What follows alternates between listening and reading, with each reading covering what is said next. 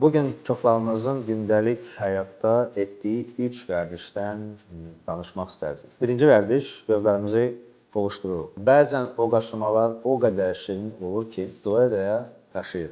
Amma bilin ki, bu əsasən uşaqlarda teratokonus əlamətinə gəlib çıxarda bilər və onun ən böyük səbəbi ola bilər.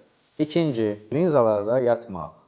Ümumiyyətlə, linzaların səhv istifadəsi görməyə ciddi problemlər yarada bilər. Linzanı səhər taxıb, axşam çıxarmalısınız və mütləq öz təmizləyici mayyəsində saxlamalısınız. Linzada qeyri-mümkündür çinmək. Əsas bunu yadda saxlayın. Üçüncü, günəşdə biz taxmalıyıqmı eynək günəşə qarşı yoxsa yox? Bu çox aktual bir sualdır və bəziləri deyir ki, mən taxa bilmirəm, bəziləri taxa bilirəm. Şəxsən mən eynəksiz gəzə bilmirəm.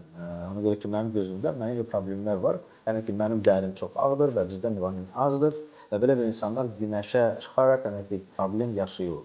Və mən həmişə taxıram günə qarşı eynək. Eyni zamanda ki, siz eyni problem yaşaya bilərsiniz dağlarda, necə siz gedirsiniz dar olan yerlərdə və yenə də işığın istiqaməti sizin gözünüzə dəyərək, yəni ki, sizin gözünüzü içəridən incidib və melanin çatmamazlığına görə biz əziyyət çəkirik və bu cəhətdən sözsüz ki, belə bir eynək taxmaq vacibdir.